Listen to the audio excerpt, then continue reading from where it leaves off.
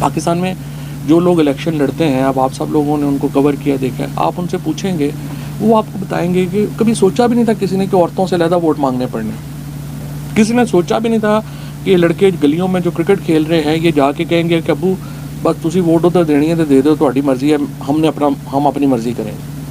اور ایک گھر کے اندر جو باپ ہے وہ ووٹ علیحدہ دے رہا ہے، والدہ علیحدہ دے رہی ہے، بچے علیحدہ دے رہے ہیں. This is a revolution in itself. یہ مجھے احساس سب سے پہلے ہوا کہ جب ہماری پنجاب کی 19 نشستیں جب ہماری ہوئیں اور ہم خان صاحب کے ساتھ میں کیمپین پہ گیا، تو ان ساری نشستوں میں جتنی جامپور اور دریا خان بھکر جیسے جو علاقے تھے وہاں پہ جو عورتیں باہر آئیں اور جو میں نے وہاں پہ منظر دیکھے، تو میں واپس آ کے کئی ہمارے جو ظاہر ہے ہم لوگ ایک پولیٹیکل انالیسس کرتے ہیں، دوست بھی ہمارے سارے جو ہیں وہ اینکرز یا جو سارے تجزیہ والے ہیں وہ ہیں، تو میں واپس آیا تو ایسی بات ہو رہی تھی اور ہمارے دوست تھے کئی بیٹھے ہوئے، تو انہوں نے کہا کہ نہیں یہ 14 سیٹیں نون لیگ جیتے گی کیونکہ پوری اسٹیبلشمنٹ بھی پیچھے ہے کچھ. تو میں نے انہیں کہا کہ دیکھیں میں تو جو کیمپین میں ساتھ ہوں، میرا آئی ول بی ویری سرپرائزڈ کہ اگر ایک سیٹ بھی نون لیگ جیت گئی تو، اور یہ کلین سویپ ہوگا. اور وہ پھر کلین سویپ ہی ہوا. اور اسی لیے جب بعد میں یہ آئی پی پی بن رہی تھی اور ہمیں زبردستی ٹھڈے مار کے کہا جا رہا تھا کہ آپ آئی پی میں جائیں، تو میں نے جہانگیر ترین صاحب کو، علیم خان صاحب کو، ان کو میں نے کہا کہ دیکھیں آپ ایسے ہی ہمیں جو ہے وہ کٹ رہے ہیں، ہمیں کوئی جو ہے فائدہ نہیں. ہمارے حلقوں میں سچویشن نیچے سے چینج ہو گئی ہے. اگر آج عمران خان میرے ڈرائیور کو بھی ٹکٹ دے گا وہ میری ضمانت ضبط کرا دے گا، کیونکہ لوگ جو ہیں وہ اب اس وقت اور موڈ میں سوچ رہے ہیں. ہو سکتا ہے آگے چل کے چینج آ جائے یا کوئی ناکامی ہو یا کچھ چینجز، ہمیں نہیں پتہ کیا ہوگا، بٹ اس وقت سچویشن یہی ہے. اور آئی پریڈکٹڈ دس رزلٹ لانگ بیفور دس الیکشن. اور میں نے جیل میں بھی جو تھا میں آتا تھا، میں ہمیشہ میں نے یہ کہا کہ یہ تو کوئی الیکشن جو ہے اس کو نہیں روک سکتا. اور جب الیکشن رزلٹس آئے ہیں، اب الیکشن رزلٹس بدلے گئے ہیں، ہر ایک کو پتہ ہے. اس کے نتیجے میں پاکستان کی سوسائٹی کے اندر ایک آئی وڈ سے جس کو ہم انگریزی میں کہتے ہیں نا سمرنگ ہو رہی ہے. جب چائے کو آپ چولہے پہ رکھتے ہیں نا اور ہلکی آنچ پہ اس کو رکھیں گے تو پانی پورا ابلنے سے پہلے ہلکا ہلکا جو ہے وہ ابلنا شروع ہوتا ہے. اس وقت پاکستان کی سوسائٹی اس سٹیج کے اوپر ہے، اور اس کا بڑا انفارچونیٹ ہے کہ اگر ہم نے یہ کیتلی نہ اٹھائی تو پاکستان میں جو حالات ہیں وہ خراب ہو جائیں. اچھا، اب اس کے ساتھ ایک اور جو ہے وہ معاملہ آ گیا ہے، اور وہ آ گیا ہے جو یوتھ کی پاکستان کے اندر اچانک اتنی بڑی جو بلج ہوا، جو اتنا بڑا ایک انقلاب آ گیا ہے. ایگزیکٹلی یہی کام جو ہے یہ ہوا. دیکھیں ہم لوگ جو الیکشن لڑتے ہیں، میرے جو دادا تھے انہوں نے 1926 میں پہلا الیکشن لڑا تھا، جو ہم 100 سال سے ہم الیکشن لڑ رہے ہیں، باقی لوگ جو ہیں وہ لڑ رہے ہیں. تو ہمارے جیسے جیلم میں ہمارے شاہ صاحب بھی، اعزاز بھی جیلم سے ہی ہیں، آپ میں سے ظاہر اس علاقے کے لوگ ہیں.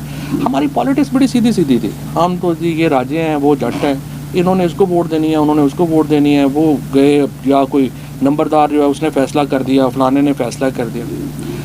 لیکن ہوا کیا؟ ہوا یہ ہے کہ ہم کنشپ سے نکل کے ہم انڈیویجولزم میں چلے گئے. انڈیویجولزم میں کیوں چلے گئے؟ ایگزیکٹلی یہی ایپیسوڈ اس سے پہلے یورپ میں ہوئی. جب کہ انڈسٹریل ریولوشن آیا تو ہم اس انڈسٹریل ریولوشن کو جب آپ یورپ میں پڑھتے ہیں تو آپ دیکھیں گے کہ وہاں پہ بھی فیصلے ایسے ہی ہوتے تھے. ٹرائبس فیصلے کرتے تھے، اسکاٹش ٹرائبس بیٹھتے تھے، وہ بتاتے تھے کیا کرنا ہے. کیونکہ ہوتا یہ تھا کہ وسائل کے اوپر قبیلہ بیٹھتا تھا، اور جو زمین تھی وہ قبیلے کی تھی، اور قبیلہ تقسیم کرتا تھا وہ پیسے. تو لہٰذا جس کے پاس پیسے تھے وہ فیصلہ کرتا تھا، سردار فیصلے کرتا تھا. لیکن جب انڈسٹریل ریولوشن آیا تو کیا ہوا کہ لوگوں کو ملازمتیں ملنا شروع ہو گئی. لوگوں نے اپنی جو بندہ خود پیسے کما رہا تھا اس کی ڈپینڈنس ختم ہو گئی ٹرائب کے اوپر، برادری کے اوپر، خاندان کے اوپر. اس نے کہا میں تو فیصلہ خود کروں گا. لہٰذا وہاں یورپ میں آپ جو ہے وہاں پہ پہلے کنشپ سے ٹرائبلزم کی طرف گئے، اور اسی دور میں پھر جو روسو تھے، ہاک تھے، جو بڑے بڑے فلاسفر تھے، انہوں نے اپنی جو ہے یہ تھیوریز پیش کی کہ انسان جو ہے، فیمس لائن اس کی تھی کہ the human was born free but he is in change every where.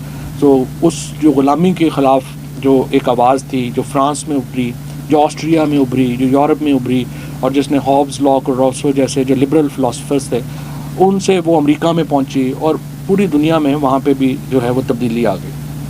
اب یہ جو سوشل چینج تھی یہ پہلے آئی اور پولیٹیکل چینج بعد میں آئی. پاکستان میں بھی سوشل چینج پہلے آ چکی ہے اور اب ہم پروسیس میں ہیں پولیٹیکل چینج کے. دیکھیں یہ پولیٹیکل چینج نہیں رک سکتی. عمران خان ایک استعارہ ہے, ایک سمبل ہے اس تبدیلی کا, لیکن یہ چینج جو ہے یہ سوسائٹی میں نیچے آ چکی ہے, اس لیے اس کو کوئی روک نہیں سکتا. جو بھی اس کو روکے گا, اب روکنے کے اوپر بھی آپ کو مثالیں ملتی ہیں. مثال کے طور کے اوپر فرانس میں جو بادشاہ تھا اس نے فیصلہ کیا کہ نہیں میں نے نہیں ہونے دینی تھی چینج, تو وہاں پہ ریولوشن آیا, وہاں پہ ہزاروں لوگ جو ہیں وہ مرے. یو کے کا, انگلینڈ کا جو بادشاہ تھا چارلز, وہ عقل مند تھا, اس نے کہا نہیں یہ نہیں لڑا جا سکتا. اس نے اپنے آپ کو پیچھے ہٹا لیا اور ایک کانسٹیٹیوشنل میکنزم جو ہے وہ یو کے میں, انگلینڈ میں جو ہے وہ آ گیا, اور اس کے نتیجے میں وہاں پہ اتنا خون خرابہ نہیں ہوا جو کہ فرانس نے دیکھا اور اس نے دیکھا. پاکستان کے اندر اب ہم پہلے جو مرحلہ جو 8 فروری 2024 میں جس کا اظہار ہوا ہے, جو سب سے بڑی بات ہوئی ہے وہ یہی ہوئی ہے کہ ہم برادریوں سے نکل کے, خاندانوں سے نکل کے, کنشپ سے نکل کے ہم انڈیویجولزم میں آ گئے.